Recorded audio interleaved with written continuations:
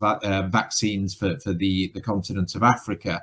The Caribbean as well has shown, I think, sort of admirable solidarity amongst nations there that have been hit.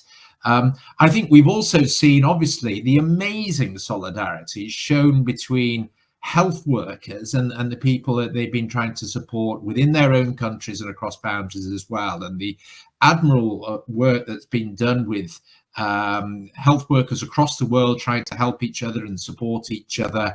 And I think the gratitude that's been shown by populations to those health workers, and we see it here in the UK with the signs up all over the place, thanking our NHS heroes. So it really oughtn't to be the case that we're vaccinating less needy groups here in the UK before health workers are done in developing countries.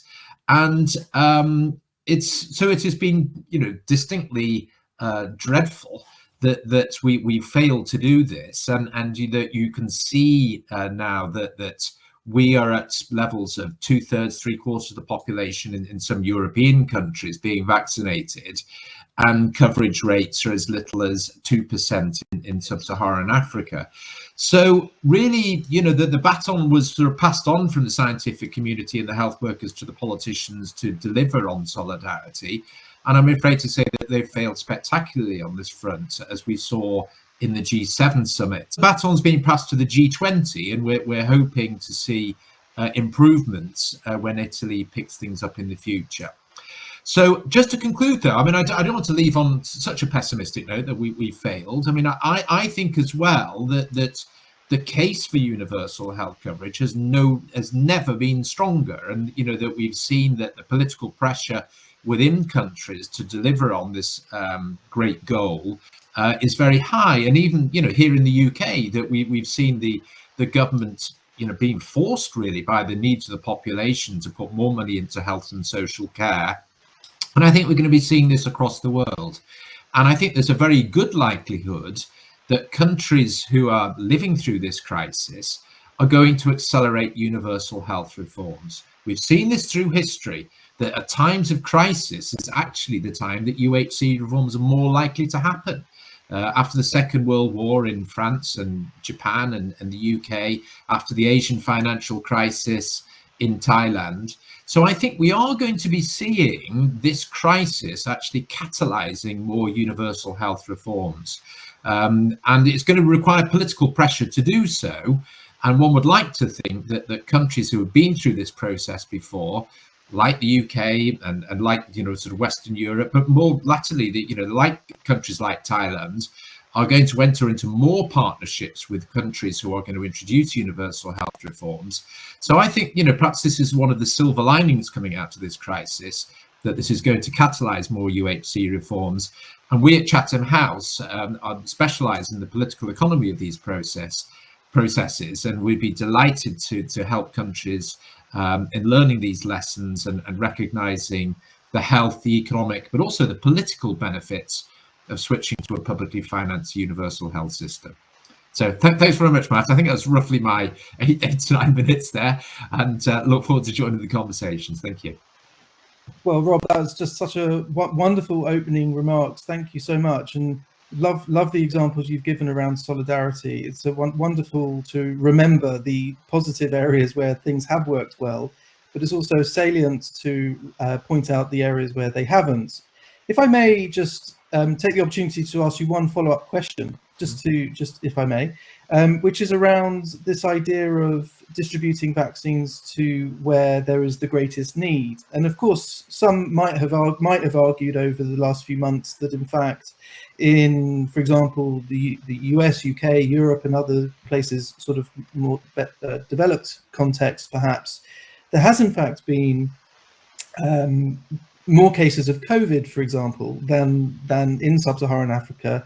The opposite, perhaps, to what we might have expected. To what extent, therefore, is that a case for saying that, therefore, the vaccines ought to be distributed to those contexts where there are more cases of COVID rather than areas where there are fewer?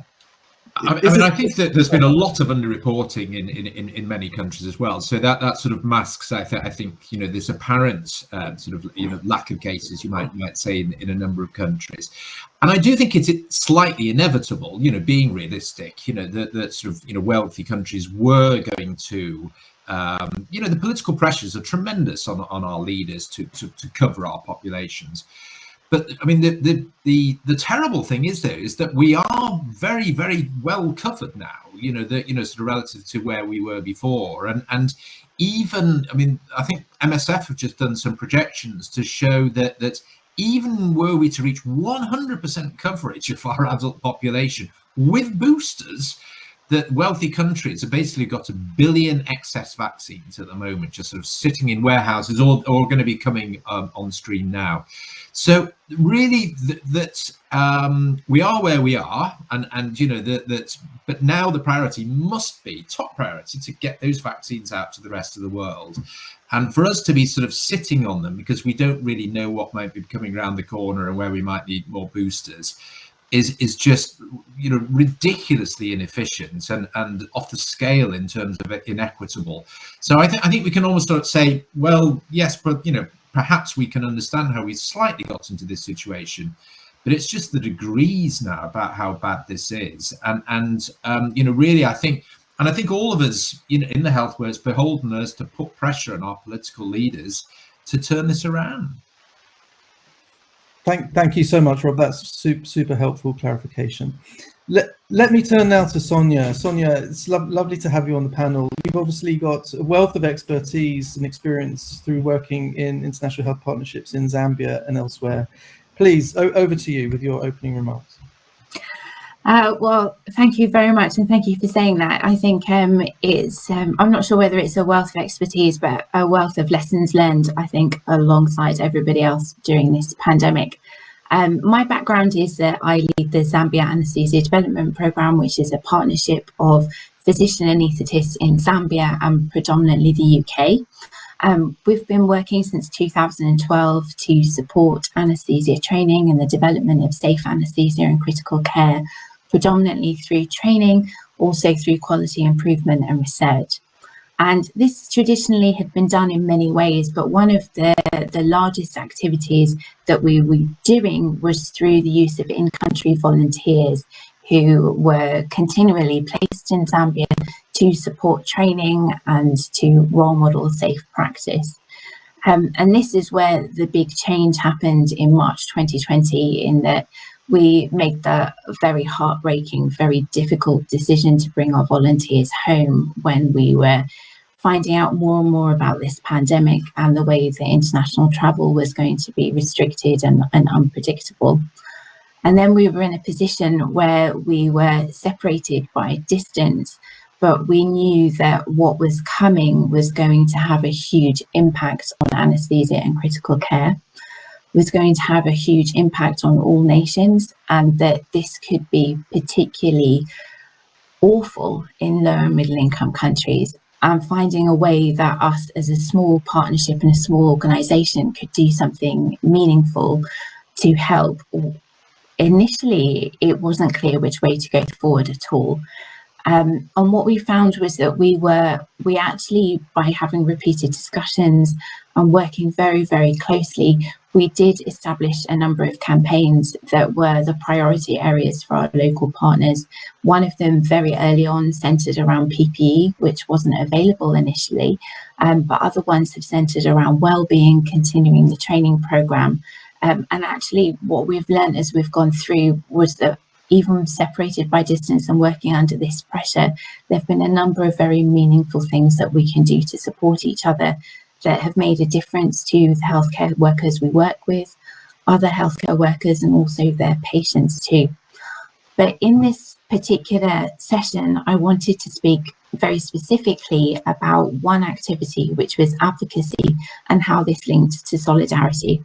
So what I'll do is I'll post our impact report in the chat now, so that anybody that's interested in the more general work that we've done and some of the other campaigns is welcome to look at that. But I'll mention advocacy now and some of the reflections about what I've learned about that. So in thinking about the ways that we have tried to work together to advocate during this pandemic, for me, it falls into three specific areas. One of them was relating to the crisis and crisis management. One of them was relating to a global response. And one of them was related to the need for safe anesthesia and critical care. And I say the third from a background of being an anaesthetist, but I think it's equally applicable to any other area of healthcare and any other discipline or healthcare worker. Crisis management, we focused initially on understanding the pandemic and the impact that low resource would have on pandemic management, particularly in critical care. And then we got to, for example, I can mention June and July of this year, 2021, where the third wave of COVID-19 cases happened in Zambia. And that wave had been far larger than the first and the second. The patients who required hospital care and critical care outweighed completely the number of resources. But this was totally mismatched by what we were seeing in the news and what was available as public information. There wasn't very much information about what was happening in Zambia, but also there was very little information on what was happening in surrounding countries who were having a peak at the same time. Some of those countries, the peak is still going, and we've actually heard from those speakers during this conference. So we worked together with a number of other organisations to try and spread the message and to learn what each other knows. One of those was called the Every Breath Coalition, which had representation from the World Health Organization, UNICEF, and multiple other organisations. And another way that we did it was to work with UK media, which was something we'd never done before and we didn't know how to do. And we worked specifically most closely with Channel 4 News, who produced two pieces that were really very honest and very empathetic and compassionate, but also communicated our responsibility in the UK to support this situation. The second area that we focused on was on the need for global response. We wanted to advocate about the need for equitable distribution of vaccines. This was really in our heart. It angered us that hadn't happened. And I think Dr. Tedros on the first day described it beautifully by saying that this move was epidemiologically self-defeating. And I think his terminology shows that it's not only that it's inhumane and unjust, but actually scientifically it has no basis, because this pandemic won't end until every country in the world has vaccinated its population. At the same time, there was the very considerable loss of FCDO funding that affected many of us, including our partnership. So we worked to write a letter on behalf of UK anaesthetists, and this letter was co-signed by 13 large organisations representing UK anaesthetists, including our Royal College and the Association of Anaesthetists. And we distributed that to the UK government, to all political parties, and many other sources as well, to say that in our expertise as anaesthetists with particular experience at oxygen management, at critical care, this is our views and our values, and this is where we stand in relation to that. And I think the vaccines and the pandemics are the vaccine, and FCDO funding is very inextricable, is very linked. We can't really have one without the other. For example, it's not just a case of having vaccines being sent to low and middle income countries. We also need their health systems to remain strong to be able to distribute those vaccines and to be able to do all of the other areas of pandemic management well. For example, with this Delta vaccine, this Delta variant, we have seen a larger number of patients who are pregnant affected by this variant. And in order to protect those patients, it's not just the vaccine. We need excellent antenatal care to educate women, to tell them about this, to tell them about the need for the vaccination, and to tell them when they need to go to hospital. So the two, in my view, can't be separated. And the final thing that we were working towards, which had been our goal beforehand, was explaining the role of anaesthetists and the importance of anaesthesia and critical care in health system development. And that has been really valuable during this as well. To some extent, some might argue, has been driven by a lot of the media. I suppose, reaction, and it's been such a useful vehicle to ensure that our politicians are able to react to what's happening around the world. So it's wonderful to see you leveraging the media in a positive way, also for the benefit of your colleagues in Zambia. Of course, when it comes to anesthesia, there have been some really interesting innovations and practices coming out of some of the sub-Saharan contexts around ventilation, using, for example, ventilator splitter devices, proning and such like. Did you find that there were some practices happening in Zambia that were particularly noteworthy around managing COVID? 100%. I personally have learned so much, and I found it so interesting, and have been so proud of the doctors that we work with there for their innovation clinically. We had our first peak in the UK earlier than they did, so a lot of the training we were providing to say, this is what we learned, this is what we think are priorities for us here, what do you think in your context? And then they experienced a large number of cases and were learning how to manage patients there. And they came up with things that we weren't even trying.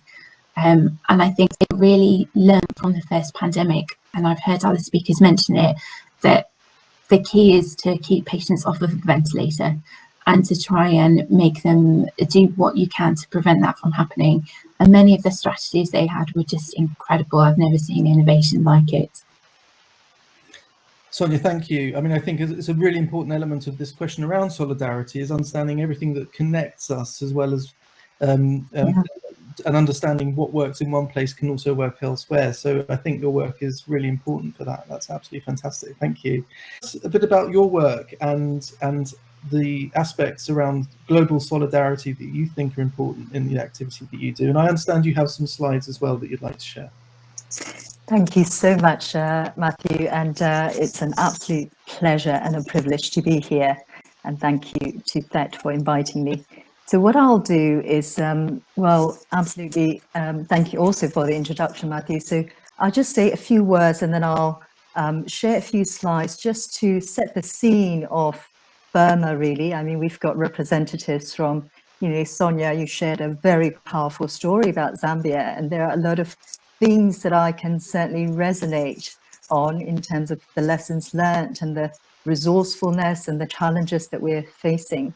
So I am, you know, I'm Burmese and born and bred in Burma, and then I had the sort of the privilege to be able to come to the UK since teenage years to study and be educated, and sort of giving back something to my home country has always been a dream, and I've had the privilege actually and serendipitous opportunity to actually co-found the Burma Skincare Initiative charity with Professor Chris Griffiths.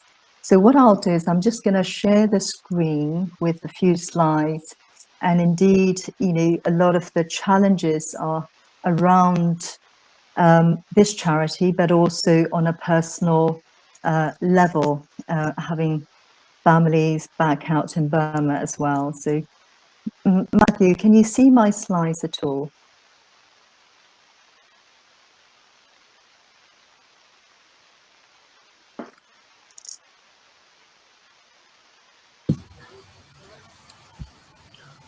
Can you see the slides at all?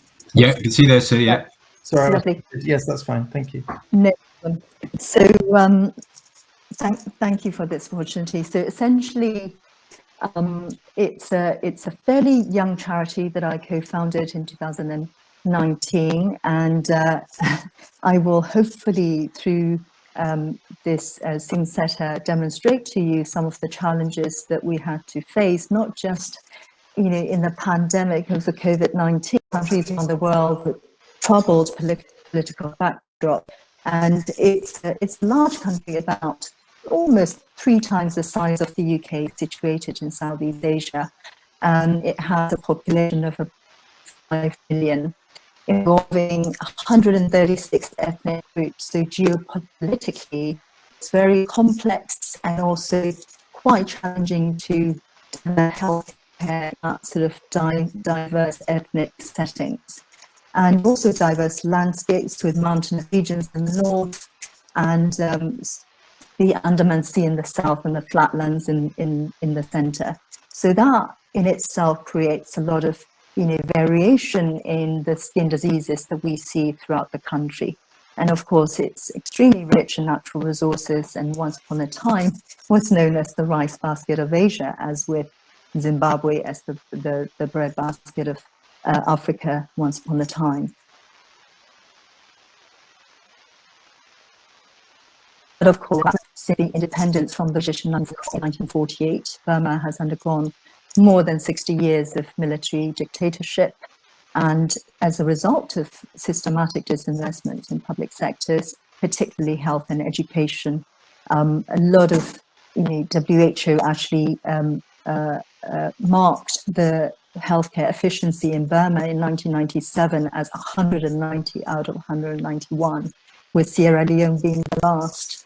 So, and also, this has caused a lot of uprising and civil wars along the border of the country, as you can see on the map here. And we know a lot about the Rohingya, the plight of the Rohingyas and the genocide being committed by the military a few years ago, and over 1 million Rohingya people have emigrated to Bangladesh. But what we don't know so much about is the internally displaced persons within the country. And to date, since the coup, we're probably closer to 1 million rather than 500,000 people within Myanmar in itself. And that's the part that we don't know so much about. But of course, these are the people who have very limited or in fact no access to healthcare or skincare throughout the country. And indeed, there are only 3 dermatology centers, centered around the economic capital in Rangoon or Yangon in the south, and Mandalay in central Myanmar. So what I did manage to do was in 2018 of December, invited along Professor Chris Griffiths, Foundation Professor of Dermatology from the University of Manchester, to come along with me to Burma, and we visited the dermatology centers in Yangon and Mandalay. And we were incredibly, impressed by the talent and the enthusiasm and how resourceful people are under limited settings, as with many low and middle income countries.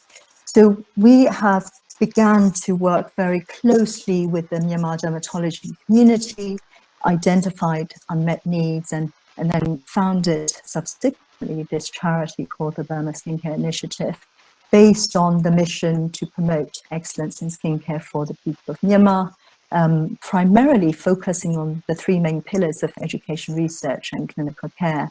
But of course, ensuring sustainability as the key thing in everything that we do, as with many NGOs around the world. So very ambitiously, we drew up our 10-year strategic plan. This is just to demonstrate the myriad activities that we got actually up off the ground, and the ones in the green boxes are the ones that we have achieved, and the ones in the orange boxes are the ones that are in great progress up until the military coup place. And ultimately, we hope to establish a regional dermatology training and research center in the country. So just to show you a few highlights, so literally just before the first pandemic of COVID-19, in February of last year, we held the first ever dermatology meeting in the country, and the first time ever that all the dermatologists in the country were able to come together over an educational meeting, and the first ever meeting for the nurses as well. So that was really, truly incredible to have achieved that. And on the last day of the meeting, we had Dr. Thin Line, the country director in Myanmar of THET, also attended our sustainability roundtable involving all the key stakeholders from Burma, as well as the international dermatology community and representatives of the Royal College of Physicians as well. So with that, we also, just before the meeting, in fact, we also did some ad hoc clinics. And you can see the infectious, the usual infectious skin diseases such as scabies, and infestations and tinea were prevalent amongst these orphanages that we went to in central Myanmar. These are victims of civil war, of course, and also we went to a township hospital. So all of these things were in, going with the full momentum, and we had a lot of research, clinical service projects, and also the exchange fellowships were being awarded to various people. And then the first wave of COVID pandemic hit the country after the first international meeting, where we narrowly escaped everything. And of course, as a result, just like everybody else, we had to really rethink on our feet and restructure everything that we were doing. We were getting regular skin cases of children and adults from these remote areas. We also began to set up virtual patient support groups and workshops, and were switched to webinars. But of course, innovation out of disruption is one of the most incredible opportunities for all of us around the world in this pandemic. As if the COVID wasn't bad enough, the coup then took place on the 1st of February of this year. I recall the very day, it was literally 2 days after I got my PhD, on cloud nine one day, and then the next day, every single Burmese person's hopes, dreams, and future were shattered. So the military coup took over, accusing false claims of election fraud from November of last year. And of course, that has meant that we were no longer able to continue working with our dermatology colleagues in Burma, because in response to the coup, the whole country began to protest in the civil disobedience movement. But of course, the only way that the coup knows how to respond to that through the use of violent means. They began to arrest doctors, nurses, teachers, people from all walks of life, and also began to confiscate the state-owned hospitals, and as well as the resources such as ECG machines, oxygen tanks. They were all confiscated and destroyed as a result. So what did we have to do on that level?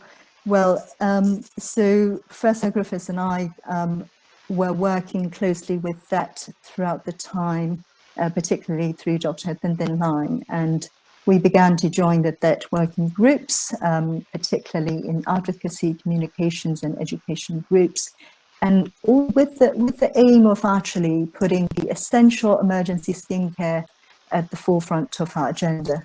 But of course, we know that through the pandemic, resources are dedicated to COVID, but as a result, there are other chronic illnesses and emergency conditions that end up suffering as well. So with us, through the Burma Skincare Initiative, we prioritized this essential emergency skincare theme whilst supporting our colleagues in Burma through different aspects of healthcare. And then, of course, as Sonia said earlier, in the summer of 2021, the Delta variant, of course, swiftly wiped out the whole country like tsunami, and let alone having to deal with COVID. In fact, the military began to weaponize COVID-19 by confiscating oxygen supplies and basic medical supplies for themselves. But it was truly a devastating time for a lot of people in Burma, and also the Burmese diaspora throughout the country, throughout the world. And in fact, that demonstrated resilience and resourcefulness and solidarity across the world in this time. And as for the BSI, the Burma Skincare Initiative, we began to work closely with our friends and colleagues in Burma, help support the dermatology community who are still in hiding at the time, and also restructure some of our research and educational projects as well.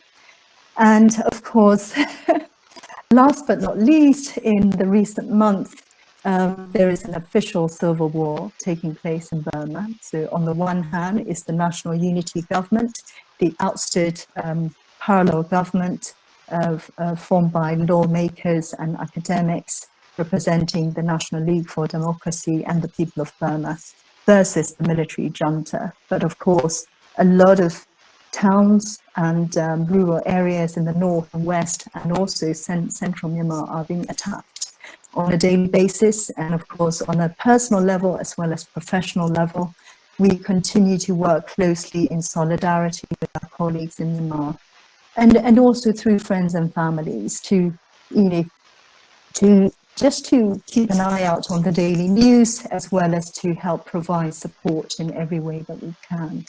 But I'm happy to go into further details about all these things, but in the interest of time, I will stop here. And there's a lot more to reflect on a professional, personal, institutional, and also political levels, of course. And thank you, Matthew, at this stage. So this is just our website address, and our email address is here. I will stop sharing the screen at this moment. Well, Sue, thank you so much for sharing your experience. I'm sure I speak on behalf of everybody when I say that we absolutely sympathise with what's happening in Burma, Myanmar, and fully applaud all of your work in what must be extremely challenging context. I only hope that your family and friends are not sort of too personally affected as well. But what I think is fascinating, of course, and I'm sure many of the health partnerships have experienced similar transformations from face-to-face, in-person, in-country volunteer moments to an online or virtual presence. My question is this now a new normal, a new sort of status quo around how partnerships might work, do you think? And to what extent has it changed the dynamic of the partnership by conducting them in the sort of virtual environment? Absolutely, Matthew. I think that this virtual world has it's rather paradoxical in a way. It has brought us much closer together, because we are able to jump online anytime, provided that the connection is stable enough. And also provided that the military coup has not cut out the internet, connections as well. So, of course, there are nuances around this connectivity depending on the country and the context. But I do think that the new way of connecting to individual as well as organizational levels through virtual consultations, meetings, educational webinars, programs, it has been tremendously, innovative. But at the same time, I think that everybody is eager to one day, hopefully, meet in person again, because of course there are limitations to which we can work virtually. For instance, we can't really be out there conducting these sort of ad hoc clinics for 200 children in orphanages via virtual consultations. But of course, it also means that, through these pandemic times, through these military coup, and also the civil war, we are able to keep in touch much more closely than we would have been able to otherwise, for sure. Thank you so much, Sue. Certainly out of crisis, there's always an opportunity. So that's great to hear. We've sadly lost Itai. I've been reliably informed from the conference organisers, which is a terrible shame. And I only hope that we will be able to invite him back to speak to us on a future occasion. But what that means is we will have a little longer to, I suppose, have a panel discussion based on what you've already presented. So can I invite, Sue, you've already got your microphone on, and Sonia and Rob, please do turn your microphones on. And I've got a few questions, and I've noticed that also there are some questions appearing in the chat, and I would like to invite audience participants to please post questions in the chat as well, and I will do my best to field them. Thank you, Beatrice, for already leading the charge, and I will get to your questions shortly too. My first question for Rob, actually, if I may. You spoke really passionately about UK government aid cuts and FCDO and vaccine distribution and such like, as really sort of revealing some of the fragilities around the UK solidarity response, if you like, to our partners around the world. My question is, to what extent do you think that has affected global relationships at an institutional level, in particular health partnerships? Has it become visible, if you like, in terms of partnerships that you're involved with or that you're aware of, in terms of how the UK is perceived on a global stage? Well, yes, I think it has, unfortunately. I mean, I think our credibility in the world has plummeted in global health. I would say that 10 years ago, around the UNGA, well, 12 years ago now, I suppose, thinking the UNGA of 2009, the UK organised an event where 6 countries announced that they were going to extend the provision of universal free healthcare, and the UK government, then headed by Gordon Brown, announced that we were going to set up a Centre for Progressive Health Financing to really help champion universal health coverage. And, you know, I would say that within the G7, we were seen as, you know, great leaders, and the work that DFID was doing in helping strengthen health systems and building partnerships, you know, people really looked to the UK to share its own developmental lessons about how to introduce a universal health system. And so it's been sort of quite progressive, I think, over the last, you know, sort of decade or so, to see that sort of diminishing, really. And I would say that the Japanese government really picked up the baton on universal health coverage, and the Prime Minister hosted a number of summits and you know, has explicitly been helping a number of African countries make that transition. But it really has been the last year, you know, just at the time of greatest crisis, you know, where you would have thought that you might get away with that type of stuff, you know, when there isn't a global crisis on. But then for, you know, an existential threat of a health crisis to come along, and for us to shut down DFID / health partnership funding all over the world, and then make off with lots of the vaccines, yes, it's terrible. And you know, all the conversations that you know we have with partners around the world, I think they're sort of incredulous that the UK has been behaving like this. And even our sort of you know, you see the pledges that were made at the G7 in June to share vaccines. The UK is about the worst performer in the G7, making the commitments it's committed itself to, you know, sort of in June. And you might have seen earlier on in the chat, I put this piece, a link to this piece, that, you know, we're hosting the COP in November, where we're going to be asking countries to, you know, rally round, show solidarity against an existential threat. We're all in this together.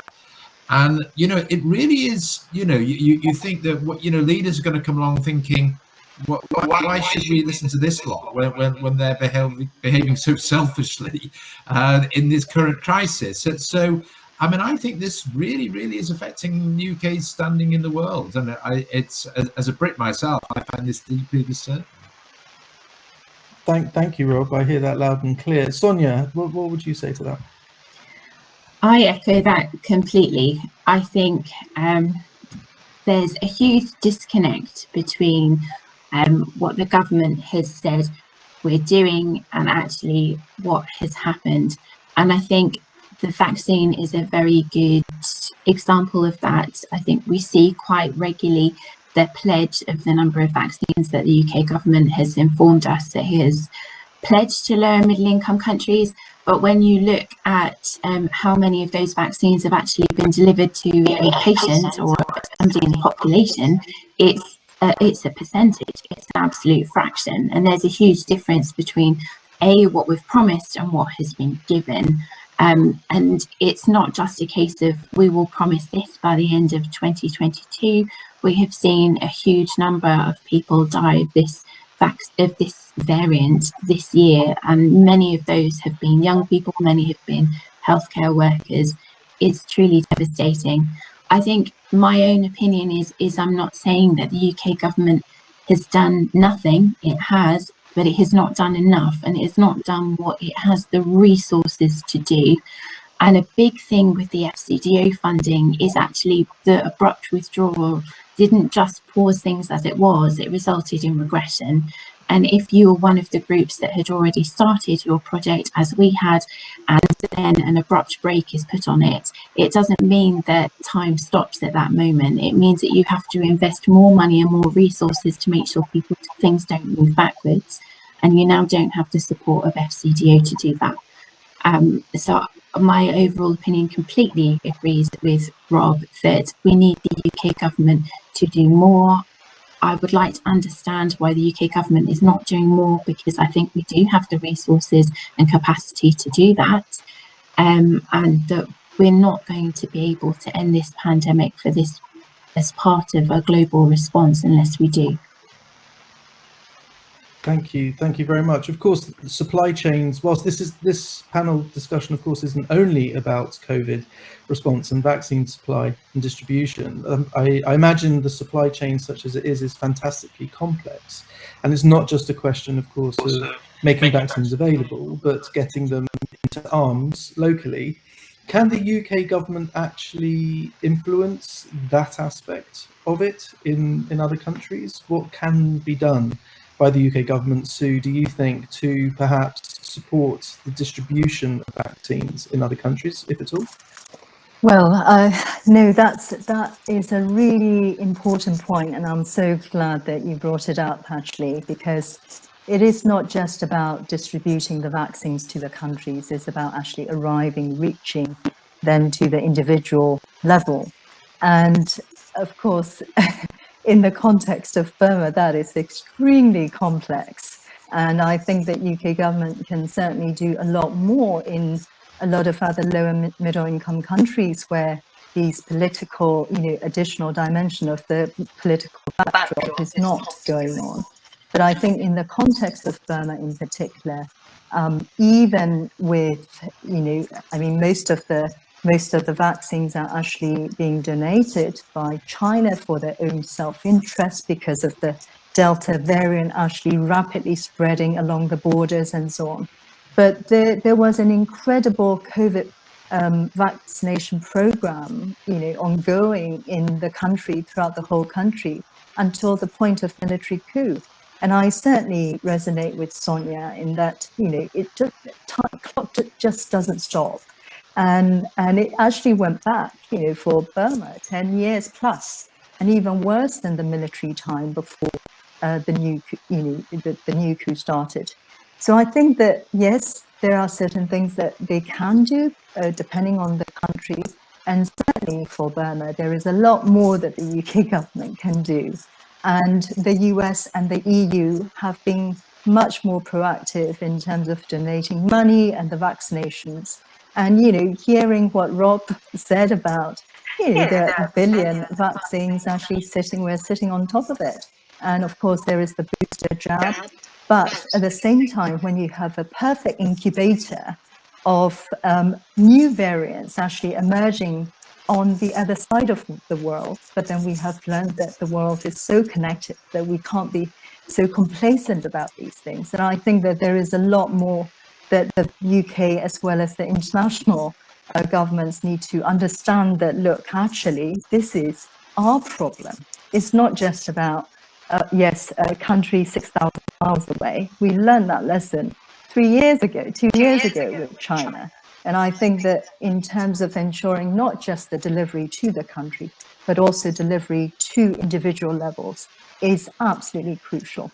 And there's much more that can be done. Thank you all. I think sometimes the debate becomes a little polarized or dichotomized, if you like, around responding to short-term emergencies and crises as opposed to the longer-term health system strengthening piece, or, for example, and attending to one of the questions in the chat around non-communicable diseases, for example. So there's a risk that it crowds out some of those other really important areas in response to the short-term crisis. Rob, do you see the response potentially to COVID as being dichotomized in this way, or is it an opportunity to address COVID through health system strengthening in our partner countries? Yeah, I think the crisis has put the spotlight on weaknesses of health systems right across the world. You know, we've seen that here in the UK as well, of course. You know, that has exposed our problems, particularly around the overlap of health and social care. And I think it's also shown our lack of financing of palliative care services too. So I think for every country, it's put the spotlight on, you know, where the weaknesses are. In some countries, it's around the gross inequalities there are in accessing healthcare. You know, one thinks of South Africa and the United States in that respect as well.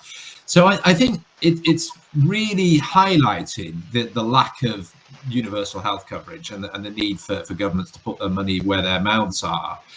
But I think that because the political pressure is building, that in Ireland, incidentally, in a country, the one Western European country that doesn't have a publicly financed universal health system, there are almighty rows going on at the moment around the future of healthcare reforms, which have hit the buffers a bit through the crisis. But you can see the political pressure building now to do something about this. And I think that the good news is that when pressure builds like this, we have seen through history, you get these jump steps in public financing to sort these problems out in a number of countries. And obviously, you would hope that money gets invested to improve the efficiency of the health system and the equity as well, and plug the gaps wherever they are for particular age groups, or perhaps, you know, particular regional discrepancies, or particular services. So for example, again in the UK, you know, it has sort of put tremendous pressure on access to cancer services, and a number of NCD services we know have been hit too. So I think, but it is all around political pressure on our governments to do that, and you know, there's I'm sure Itai's, you know, fighting for that in Zimbabwe, and you know, one wonders the political future in Burma, Sue. And I was dying to ask you, you know, sort of that what you thought was the potential. But I mean, I know it's very, very difficult political situation in Burma at the moment, but whether you know, sort of if things sort of change in the future, and you know, a return of an NLD government, they might take health more seriously and implement the types of reforms that Thaksin did in Thailand about 20 years ago. You know, I think this could happen anywhere, and I am optimistic it is going to happen in some countries in the coming months. Thanks, Rob. Sue, would you like to respond to Rob's question? No, absolutely, Rob. I think that one of the challenges, the main challenges, is for the National Unity Government is that, of course, they're all in hiding, you know, so they cannot have the presence on the ground. And with that brings along a lot of challenges in ensuring, you know, mobilizing the workforce on the ground, particularly to the IDPs, the camps areas and the rural areas, but also working, you know, there are resources, of course, there are, you know, there is the University of Medicine 1 in Yangon General Hospital, so there are, you know, large hospital settings where, you know, a lot of international health partnerships have been set up until a coup time. But of course, these are all dangerously understaffed at the moment, because only, you know, less than a third of the population have returned to work, because most of them are still engaging in civil disobedience movement and so on. So I think that, yes, one day, hopefully, and we must have hope, and that's what we're working towards through, you know, engaging in advocacy, and also actually organizing an international coordinated movement to lobby Antonio Guterres, the UN Secretary General, to personally go out there to Burma to lead on this ceasefire and negotiation between the military and the NUG. And I think that the time is running out, and for sure we're at the downward spiral, and it's a very slippery slope, and we're running, time. We should have done it yesterday. That's for sure. Thank you, Sue. Sonia, to this question around showing solidarity to health workers not getting vaccines and for any other reason, of course, you've already articulated well how you've advocated and put pressure within the UK in terms of our response in anesthesia programs and leveraging the UK media as well. What advice do you have to others involved in health partnerships to put pressure on international organisations such as the ones that Sue's outlined in order to demonstrate more solidarity with health workers from low income countries? Absolutely. I think, first of all, I have to say that this has been a huge learning experience. I personally had never trained in advocacy before, working partnerships, and had never had anything to do with the UK media before this pandemic. But I have learnt through doing this, and I think as an organisation we've learnt through doing this what a power it can be. I'd probably suggest two things. I think the first thing is it's important that you do make a stand and you do something to communicate your values as an individual and as an organisation so that your partners see it on the background of all of the challenges that we've seen and the decisions that the UK government have made. At least that way your partners can see that the groups that they work most closely with have, they have a different set of values, and their beliefs are that we should be giving a lot more vaccines and supporting a lot more low and middle income countries in vaccinating their populations. We need to be more active. So I think the first thing to do is to make that stand. The second thing to do is to use all of the contacts that you have and to make new contacts to try and communicate your message. And gradually, I found that as you speak to various people in the press, that you can just find through Twitter and other means, actually more communication channels come available. And then suddenly people that are particularly interested in this area will be coming to you to ask you questions. And that existed in the press, but it also existed among the NGO community and other organisations too. So I would say just to keep putting your message out there, and where possible to unite with other organisations with shared values too, because the more of you, undoubtedly, the bigger voice you have. Sonia, thank you. That's really, really important reflection. I'm grateful to you. I'm conscious that we have I know, Rob, you've got a hard stop in about 4 minutes. Our panel will be drawing to a close shortly. So therefore, can I just invite you each just to provide a 30-second to 1 minute concluding thought about the issue of solidarity in international health partnerships in the context of COVID. Rob, can I invite you first, please? Yes, I think well, really just to re-emphasize the point, that this crisis has been the ultimate test of solidarity in tackling health issues, and I think we've seen the good, the bad, and the ugly of the world at the moment through this. But I am an optimist, and I think that populations, people really do get it about the need to have a universal health system that protects us all against things like this in the future. So I think it's a quote often applied to Churchill that never waste a good crisis. It sounds Churchillian, but I don't believe it actually was. I've looked it up.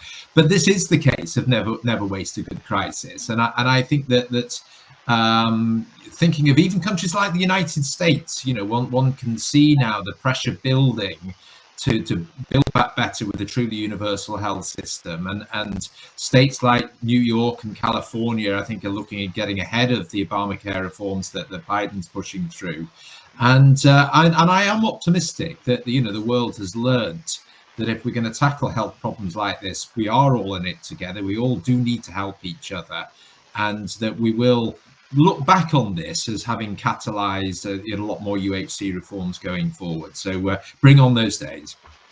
Thank you, Rob. The world needs optimists like you, so I'm delighted to hear that. Sonia, please, your concluding remarks. I would say that it's really important to use the power of your partnership or whatever situation, organisation, community you are in to do something to support this pandemic, and not to undervalue your community or partnership in what it can achieve. I think the most important thing is that we do have a voice. We can do something, and despite the fact that we are all very overstretched in capacity and things have become more difficult for us, there is still a way forward for some paths or a path. So my concluding remark would be to not undersell the value of your partnership and the voice your community and partnership has, and to take some action in any way you can. Fantastic. Thank you, Sonia. That's just really, really helpful advice. And Sue, last but not least, what would you say? Absolutely. Well, I think that there are, well, three things that I just want to reflect on, really. One, I am a strong believer in opportunities out of adversity. And I think that that's what we have demonstrated, around globally, actually, around the world in different ways. And certainly in the context of Burma, we always have had to be resourceful under such difficult circumstances. And I think that that's one thing for sure that we can learn collectively and implement in our daily lives going forward, whether it be NHS or a small charity clinic out in rural areas. And that's one. And the other 2 points is about, the second point is about the essential emergency healthcare or skincare that I mentioned about. And I think that, at times of pandemic and crises, these chronic illnesses don't disappear. We've learned that very well through the COVID pandemic in the UK and across the world.